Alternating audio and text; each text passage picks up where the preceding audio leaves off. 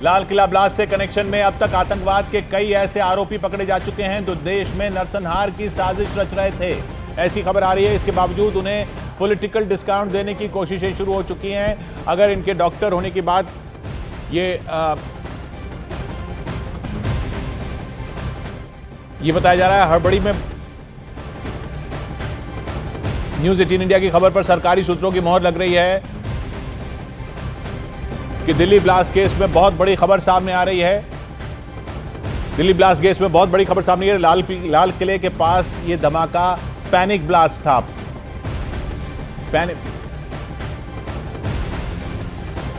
तो ये जो देश में जितने डॉक्टर पकड़े गए हैं उनका बता रहे नाम आपको। Doctor Umar Mohammad Faridabad terror module से जुड़ा हुआ था जिसने लाल किला ब्लास्ट को अंजाम दिया। डॉक्टर मुजम्मिल शकील जो फरीदाबाद में अल फलाह अस्पताल में सीनियर डॉक्टर है जिसके ठिकाने से 360 किलो संदिग्ध विस्फोटक बरामद हुआ है।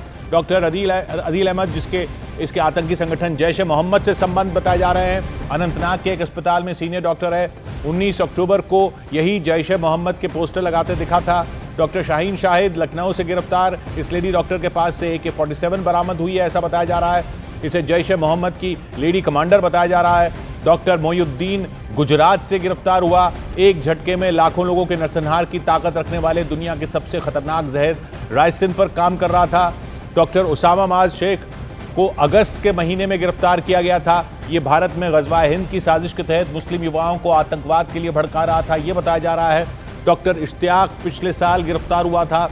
देश में आतंकी संगठन अलकायदा का नेटवर्क खड़ा करने की कोशिश में लगा था ये बताया जा रहा है।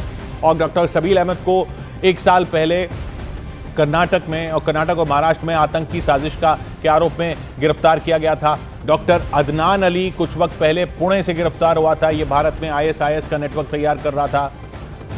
2001 में संसद हमले का दोषी आतंकी अफजल गुरु भी एक MBBS छात्र था याद रखिए। शैलेंद्र वांगो हमारे साथ जुड़ रहे हैं। शैलेंद्र ये साफ दिख रहा है कि ये पूरी साजिश के तहत एक नया प्लान बनाया जा रहा था कुछ वक्त से जिसमें जो कह रहे हैं व्हाइट कॉलर ये मॉड्यूल तैयार किए जा रहे थे। व्हाइट कॉलर यानी ये सब पढ़े लिखे युवा और पढ़े लिखे लोग डॉक्टर हैं, मेडिकल डॉक्टर हैं जिनको तैयार किया जा रहा था।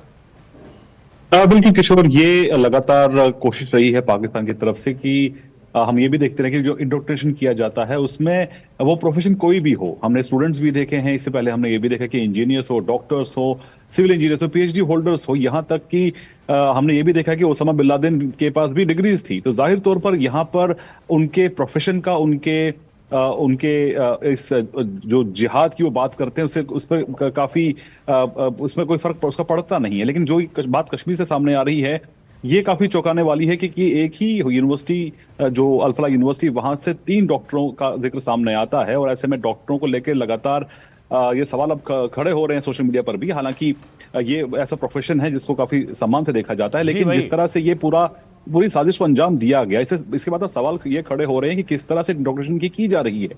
माना यह जा रहा है कि सोशल मीडिया के ऐसे बहुत से टूल्स हैं, ऐसे प्लेटफॉर्म्स हैं जहां पर इनसे संपर्क साधा जाता है। ये भी बड़े सवाल खड़े हो रहे हैं कि एक बड़ी तादाद में कश्मीरी स्टूडेंट जो हैं वो बांग्लादेश में पढ़ते हैं। तो कहीं ना कहीं उनको भी कहीं ना कहीं सोशल मीडिया के जरिए इस तरह के इंडोक्ट्रिनेशन और भारत के खिलाफ उनमें भावनाएं भड़काई जाती हैं। तो ये एक ऐसा मसला है जिसको लेकर लगातार जो एजेंसीज उस पर नजर बनाए हुए है कि किस तरह से इसको रोका जाए और मिसयूज को रोका जाए। हालांकि हमने ये भी देखा है कि इससे पहले हाफिज सईद के काफी करीबी जो है उनका एक बयान सामने आया था कुछ दिन पहले जहां पे उन्होंने कहा था कि हाफिज सईद खाली नहीं बैठे हैं बल्कि वो बांग्लादेश के जरिए भारत पर हमला करने की तैयारी कर रहे हैं। तो ये बड़े सवाल खड़े हो रहे हैं और जियोपॉलिटिकली भी बड़े सवाल खड़े हो रहे हैं। एक और बड़ी खबर आ रही है